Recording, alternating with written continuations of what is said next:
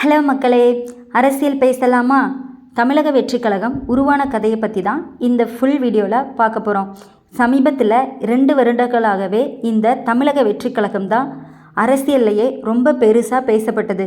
Cinema உலகில் மிகப்பெரிய ரசிகர் பட்டாளத்தை உருவாக்கிய ஒரு நடிகர் பல வருடங்களாக அரசியலுக்கு வருவாரா வரமாட்டாரா என்று மக்கள் காத்திருந்த ஒரு மனிதர் தான் தளபதி விஜய் அவர்கள். இறுதியாக அரசியல் களத்தில் அதிகாரப்பூர்வமாக அடியெடுத்து வைத்த தருணம் அதுதான் தமிழக வெற்றி கழகத்தின் தொடக்கம். இந்த வீடியோவில் நம்ம பார்க்க போகிறது தமிழக வெற்றி கழகம் எப்படி உருவானது, அதற்கான பின்னணி என்ன, மக்கள் ஏன் இந்த கட்சியை கவனிக்க ஆரம்பித்தார்கள், விஜயின் அரசியல் பயணம் எப்படி ஆரம்பமானது, அவரின் ரசிகர் மன்றங்கள் எப்படி ஒரு அரசியல் அமைப்பாக மாறின, தமிழக அரசியலில் இந்த கட்சி என்ன மாதிரியான தாக்கத்தை ஏற்படுத்த முடியும், எல்லாவற்றையும் விரைவாக பார்க்கலாமா? தமிழ்நாடு அரசியலில் பார்த்தா பல சகாப்தங்களாக 2 பெரிய கட்சிகள் தான் இங்கே ஆதிக்கம் செலுத்தி வந்தன.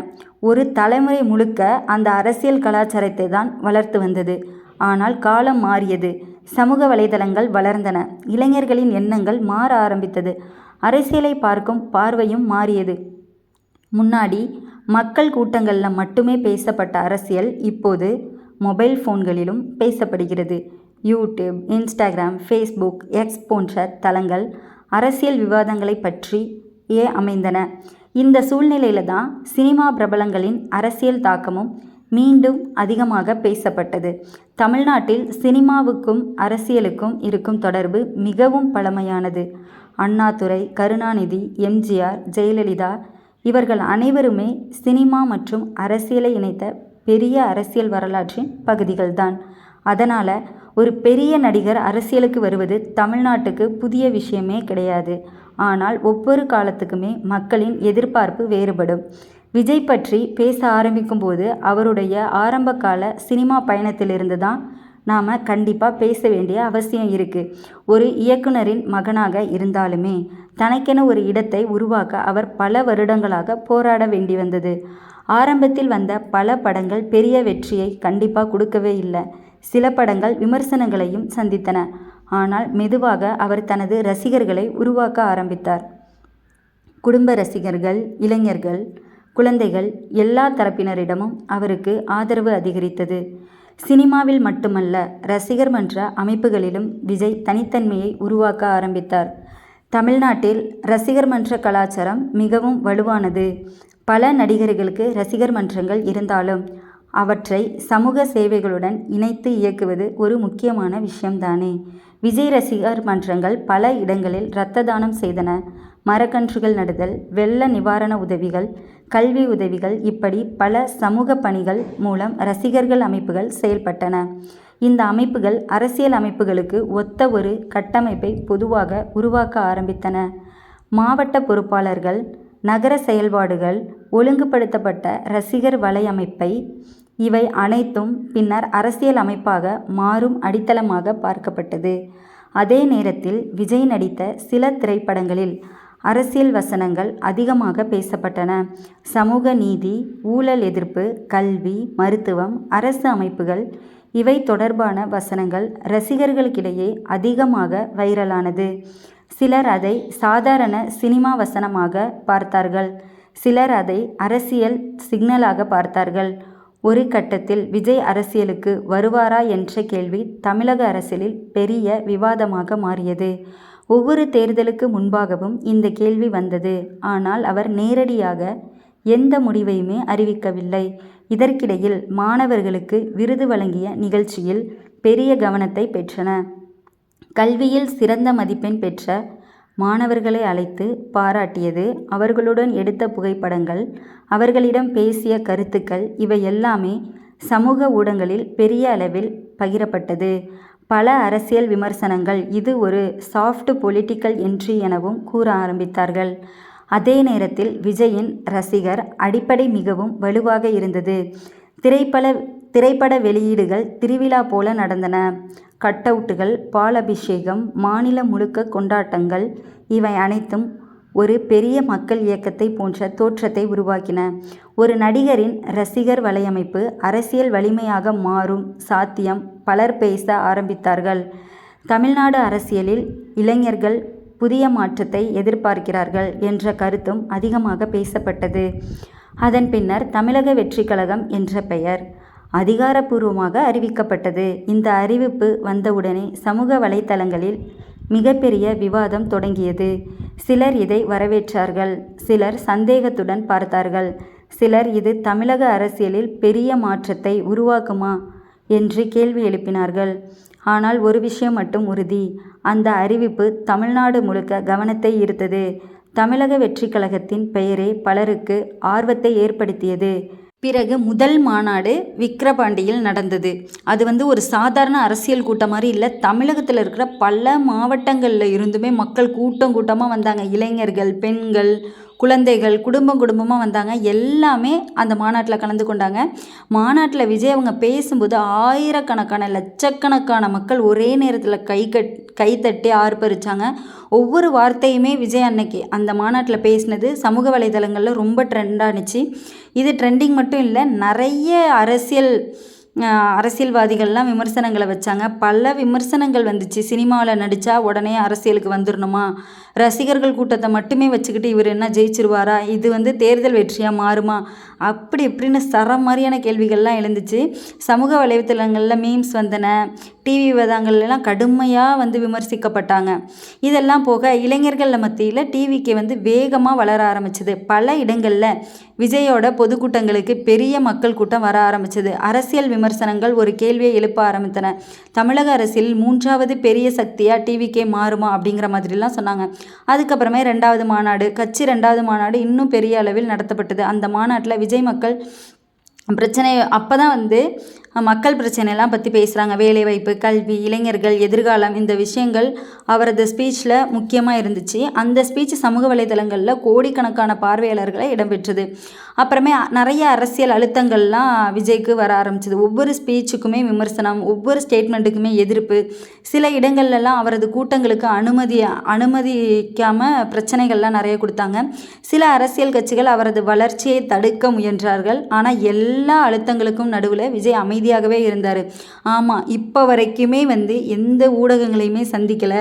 தேவையில்லாமல் எந்த பேச்சுவார்த்தையுமே அந்த மீடியேட்டர்ஸ்குள்ளெல்லாம் அவங்க வச்சுக்கவே இல்லை.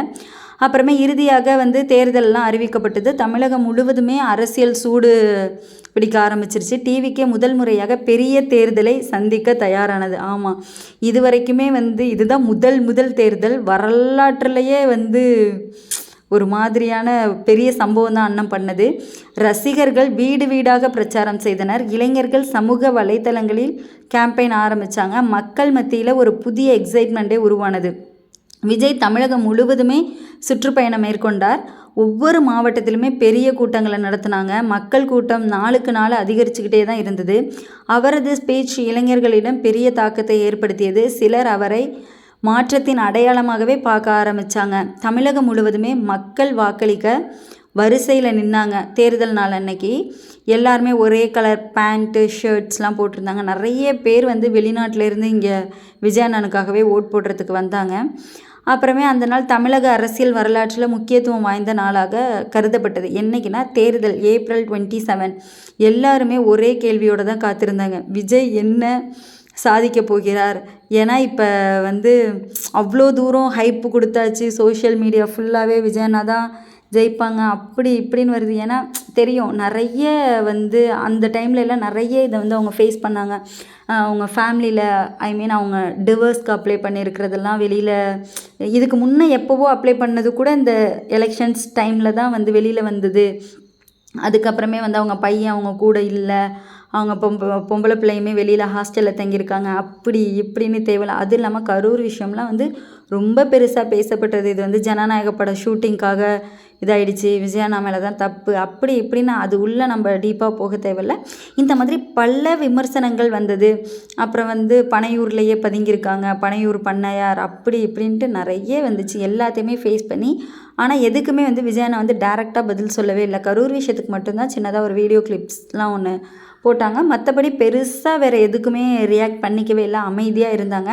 அது இல்லாமல் இந்த தேர்தல் டைம்லலாம் எடப்பாடியில் அவங்க போட்டியில் இருந்த வேட்பாளர் அவங்க இதை அக்செப்ட் பண்ணிக்காமல் இருந்தது. இந்த மாதிரி நிறைய ஸ்ட்ரகிள்ஸுமே அவங்க ஃபேஸ் பண்ணாங்க. கரெக்டான டைமில் போய் ரீச் ஆக முடியல க்ரௌட்னால. ஸோ அதனால் ஒரு சில கூட்டங்களில் பேச முடியாமல் திரும்பி வந்தாங்க. அப்புறம் ஏன் இங்கே போகலை, ஏன் இங்கே போனாங்க, அப்படி இப்படின்னு ஏகப்பட்ட கொஸ்டின்ஸ்லாம் வந்தது. இது எல்லாத்தையுமே மீறி கொஞ்சம் கொஞ்சமாக வந்து அவங்க வின் பண்ணுவாங்களா மாட்டாங்களா அப்படிங்கிற மாதிரியும் நிறைய டிபேட்ஸ்லாம் போணுச்சு. அதுக்கப்புறமே தேர்தலுக்கு அப்புறமாவும் எலெக்ஷன் ரிசல்ட்டுக்கு அந்த இருந்த கேப்லையுமே நிறைய பேர் நிறைய விஷயங்கள் பேசினாங்க. கண்டிப்பாக வந்து விஜய் வந்து திருப்பியுமே இந்த எலெக்ஷனில் தோற்றுட்டு வந்து போயிடுவாங்க, மறுபடியும் சினிமாவுக்கே போயிடுவாங்க அப்படிலாமே சொல்லிகிட்டு இருந்தாங்கல்ல. அது மட்டுமே கிடையாது, நிறைய பேர் வந்து விஜய் அவர்கள் வந்து 40% வின் பண்ணுவாங்க அப்படிலாம் சொல்லும்போது இதெல்லாம் காசு கொடுத்து பண்ணுறாங்க அப்படி இப்படின்னு நிறைய செய்தி ஊடகங்கள்லாம் பேசினாங்க. ஏன் அப்படின்னா ஆளுங்கட்சியாக இருந்த திமுக தான் ஜெயிக்கும் அப்படிங்கிற மாதிரி தான் நிறைய பேர் பேசிகிட்டு இருந்தாங்க. அப்படி இல்லையா, அதிமுக வந்து ஜெயிக்கிறதுக்கான வாய்ப்பு இல்லை, மேபி எதிர்கட்சியாக வரும், இதே தான் சேம் திமுக அதிமுக தான் வரும் அப்படிங்கிற மாதிரி டாக் தான் போயிட்டு இருந்துச்சு. விஜய் அவர்கள் வந்து தோக்காமல் ஒரு எப்படி சொல்கிறது, ஒரு சமநிலையாக இருக்கிற மாதிரி ஒரு வாக்குகள்லாம் வாங்குவாங்க, மேபி அடுத்த எலெக்ஷனில் வேணால் ஜெயிக்க வாய்ப்பு இருக்குது அப்படிங்கிற மாதிரி தான் நிறைய பேர் பேசினாங்க. ஆனால் அன்எக்ஸ்பெக்டட் தான், யாருமே எதிர்பார்த்துருக்க மாட்டாங்க விஜயண்ணா ஜெயிப்பாங்க அப்படின்னு சொல்லிட்டு. மற்ற கட்சிக்காரங்களாம் மேபி டிவிகேக்காரவங்க எல்லாருமே நாங்கள் தான் ஜெயிப்போம், நாங்கள் தான் சிஎம் அப்படின்னு சொல்லிட்டு இருந்தாங்க. அது நிஜமாலுமே வந்து அவங்க ஒரு ஆசையில் சொன்னாங்களா இல்லை கண்டிப்பாக இது நடக்கும் அப்படிங்கிற எண்ணத்தில் சொன்னாங்களான்னு நிச்சயமாக எனக்குமே தெரியலை. ஃபஸ்ட்டு எடுத்ததுமே ரிசல்ட் அன்னைக்கு கூட ஃபஸ்ட்டு டிஎம்கே ஏடிஎம்கே தான் வந்து கொஞ்சம் முன்னாடி பின்னாடின்னு இருந்தாங்க. சடனாக இப்படி பார்க்குற டைமில் அப்படியே தாவேக்கா தான் ஃபஸ்ட்டு. அதுக்கப்புறம் அந்த பிளேஸ் மாறவே இல்லை, அந்த 108 வர்ற வரைக்குமே இருந்துச்சு. அது எல்லாமே வந்து ஒரு மாதிரி கூஸ் பம்ஸாக தான் இருந்தது. ஸோ இது மட்டும் விஷயம் கிடையாது, இதுக்கப்புறமே தேர்தல் முடிவுகள்லாம் வந்தப்போயுமே சில மணி நேரங்களில் பல அதிர்ச்சிகள்லாம் ஏற்பட்டுன.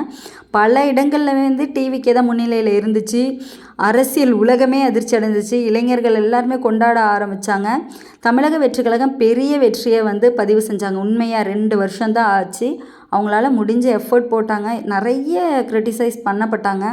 ஏன்னா தூய சக்தின்னாங்க, ஏடிஎம்கேலேருந்தும் டிஎம்கேலேருந்துமே அமைச்சர்கள் அள்ளி போட்டுட்டாங்க, அவங்க ஃப்ரெண்டுக்கு பதவி கொடுத்தாங்க, அப்படி இப்படின்னு அவ்வளோ விமர்சனங்களுக்கு மத்தியிலையுமே விஜயண்ணா வந்து குவைட்டாக இருந்து வின் பண்ணிட்டாங்க. அவ்வளோதான் மக்களே, ஃபைனலாக விஜயண்ணா பல தடங்களுக்கு அப்புறமா வந்து பதவி ஏற்றுட்டாங்க. அதை பார்க்கும்போது எல்லாருக்குமே ரொம்ப பெருமையாக இருந்துச்சு. இப்படி தான் டிவிகே கட்சி உருவானது எனக்கு தெரிஞ்ச மை பாயிண்ட் ஆஃப் வியூ. இதை பற்றி உங்களுடைய கருத்து என்ன அப்படிங்கிறத கமெண்ட்டில் சொல்லிவிடுங்க. இந்த மாதிரி வீடியோஸ் வேணும்னா மறக்காமல் சப்ஸ்கிரைப் பண்ணிவிடுங்க.